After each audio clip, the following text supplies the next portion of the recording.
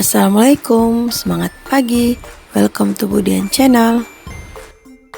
Bertemu kembali kita di pelajaran prakarya dan kewirausahaan di kelas 11. Materi kita kali ini adalah budidaya ikan konsumsi air tawar. Adapun pembahasan kita kali ini adalah yang pertama, macam-macam ikan budidaya air tawar. 2. Teknik budidaya ikan air tawar. 3. Pemilihan jenis ikan. 4. Persiapan kolam. 5. Pemeliharaan. 6. Panen. 7. Pemasaran. Kita masuk pada bahasan yang pertama, yaitu macam-macam ikan konsumsi air tawar. Di sini Ibu hanya menampilkan 5 jenis ikan. Sebenarnya masih ada banyak lagi jenis ikan lainnya. Yang pertama adalah ikan lele yang dikenal dengan dagingnya yang lembut dan gurih. Kedua, ikan nila yang populer karena mudah dibudidayakan dan memiliki rasa yang enak. Selanjutnya, ikan gurami juga menjadi favorit banyak orang karena teksturnya yang lezat dan ukurannya yang besar. Berikutnya adalah ikan patin yang sering digunakan dalam berbagai masakan tradisional karena rasanya yang khas. Terakhir adalah ikan mas. Jadi dengan dagingan yang manis dan lembut seringkali menjadi pilihan utama dalam hidangan berkuah. Semua jenis ikan ini tidak hanya menawarkan cita rasa yang menggugah selera, namun juga kaya akan nutrisi yang baik untuk kesehatan tubuh. Berikut ini adalah beberapa teknik budidaya ikan air tawar. Yang pertama adalah pemilihan lokasi yang sesuai, penggunaan kolam atau tambak yang tepat. Kedua, pemilihan bibit ikan yang berkualitas. Ketiga, memperhatikan kualitas air yang meliputi parameter seperti suhu, pH, dan kadar oksigen terlarut. Keempat, pemberian pakan yang seimbang dan berkualitas. Hal ini menjadi faktor penting dalam keberhasilan budidaya. Peternak harus memastikan bahwa ikan mendapatkan nutrisi yang cukup untuk pertumbuhan optimal.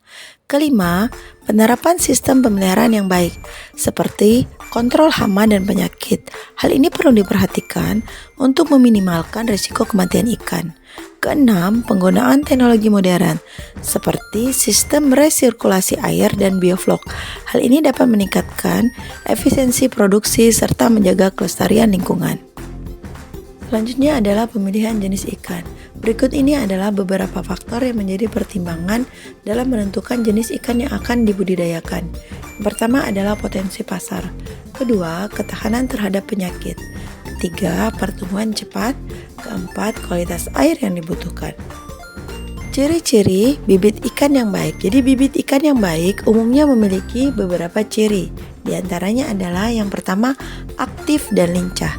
Bibit ikan yang baik biasanya menunjukkan gerakan yang aktif dan lincah dan responsif terhadap rangsangan. Hal ini menunjukkan bahwa ikan tersebut sehat dan tidak mengalami stres. Kedua, bebas dari penyakit. Jadi sebelum kita memilih bibit, kita harus periksa dulu bibit ikan untuk memastikan tidak ada tanda-tanda penyakit seperti bercak putih, luka, atau sirip yang rusak. Jadi ikan yang sehat akan memiliki tubuh yang mulus dan bersih. Ketiga, bentuk tubuh yang proporsional. Bibit ikan yang baik akan memiliki bentuk tubuh yang simetris dan proporsional. Kepala, badan, dan sirip harus terlihat seimbang dan berkembang dengan baik. Keempat, warna yang cerah dan mengkilap. Ikan yang sehat biasanya memiliki warna yang cerah dan mengkilap. Warna yang kusam bisa menjadi indikasi ikan tersebut kurang sehat. Kelima, ukurannya harus seragam. Jadi ketika kita memilih bibit ikan dengan ukuran seragam akan memudahkan dalam pengelolaan dan pemberian pakan, serta mengurangi risiko kanibalisme di antara ikan yang lebih besar terhadap ikan yang lebih kecil. Berikutnya adalah persiapan kolam. Jadi ada beberapa jenis kolam, diantaranya adalah kolam tanah, kolam terpal, kolam beton. Sedangkan ukuran kolam sendiri disesuaikan dengan skala budidaya dan jenis ikan yang dipilih. Untuk kualitas air, pastikan airnya bersih, tidak tercemar, dan mengandung oksigen yang cukup.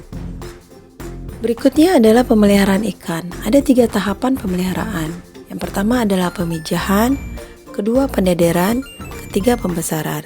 Sedangkan kegiatan pemeliharaan ikan ada 3 kegiatan, yaitu pemberian pakan, penggantian air, dan pengendalian hama dan penyakit. Sedangkan pakan sendiri terdiri dari 2 macam, yaitu pakan buatan dan pakan alami. Kegiatan penggantian air disesuaikan dengan kondisi kolam dan jenis ikan. Kegiatan pengendalian hama dan penyakit Di antaranya adalah mengidentifikasi jenis hama dan penyakit yang dilanjutkan dengan pengobatan yang tepat. Kita masuk pada panen. Jadi, tanda-tanda ikan sudah siap dipanen. Yang pertama adalah ukuran ikan yang sudah sesuai